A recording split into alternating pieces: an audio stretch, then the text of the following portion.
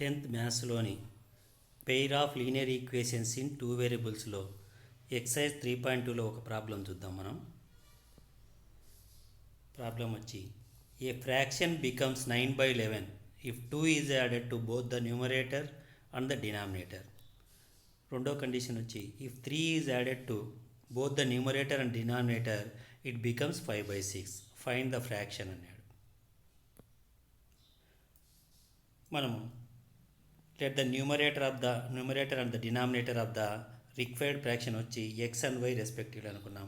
అప్పుడు ఆ ఫ్రాక్షన్ వచ్చి మనకు x/y అవుతుంది. ఇప్పుడు మొదటి condition given that the fraction becomes 9/11 if 2 is added to both the numerator and the denominator. కాబట్టి మనం బోత్ న్యూమరేటర్ ఎక్స్కు +2 యాడ్ చేసినాం, డినామినేటర్ వైకి 2 యాడ్ చేస్తే ఇది వచ్చి 9/11 అవుతుంది. క్రాస్ మల్టిప్లికేషన్ చేస్తే 11 × x + 2 = 9 × y + 2 అవుతుంది.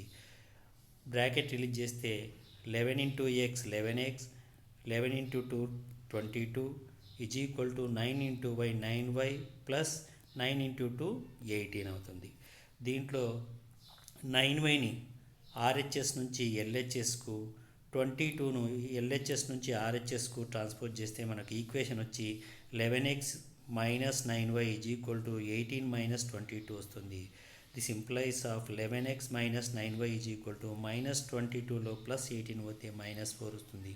దీన్ని మనం ఈక్వేషన్ 1 అని అనుకుంటాం. తర్వాత మనకు రెండవ కండిషన్ వచ్చి also given that if 3 is added to both the numerator and the denominator the fraction becomes 5/6 అని చెప్పినాడు. కాబట్టి దేర్ఫోర్ ఈ కండిషన్ ప్రకారం న్యూమరేటర్కు 3 యాడ్ చేస్తే అంటే x + 3 బై డినామినేటర్ కూడా 3 యాడ్ చేస్తే అంటే y + 3 = 5/6 అవుతుంది. క్రాస్ మల్టిప్లికేషన్ చేస్తే 6 × x + 3 = 5 × y + 3 అవుతుంది. బ్రాకెట్ రిలీజ్ చేస్తే 6 × x 6x, 6 × 3 + 6 × 3 18 అంటే = 5 × y 5y + 5 × 3 15 అవుతుంది.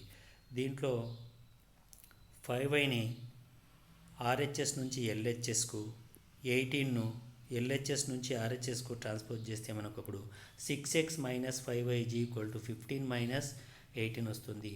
-18లో +15 పోతే మనకు -3 వస్తుంది. కాబట్టి అప్పుడు మనకి ఈక్వేషన్ వచ్చి 6x - 5y = -3. దీన్ని ఈక్వేషన్ 2 అని అనుకుంటాము.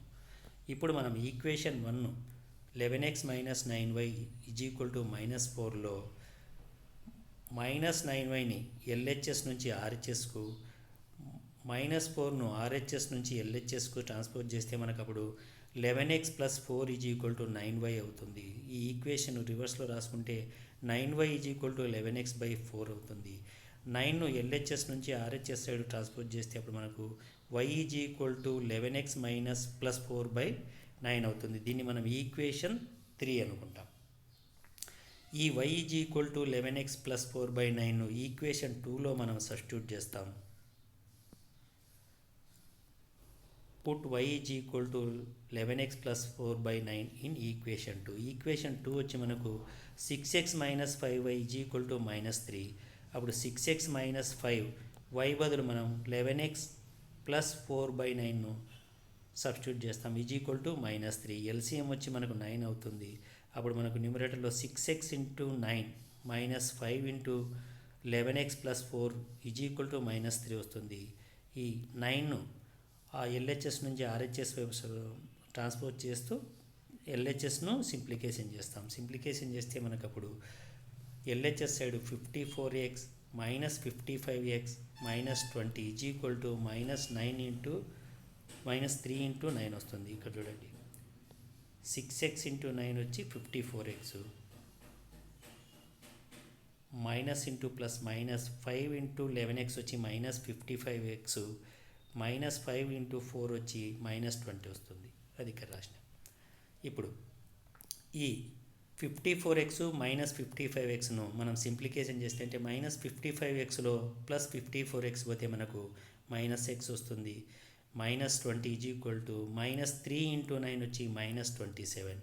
ఈ -20ని LHS నుంచి RHS సైడ్ ట్రాన్స్పోజ్ చేస్తే మనకు -x -27 + 20 వస్తుంది. -27లో +20 పోతే మనకు -7 వస్తుంది. అంటే -x ఈజ్ ఈక్వల్ టు -7 వస్తుంది.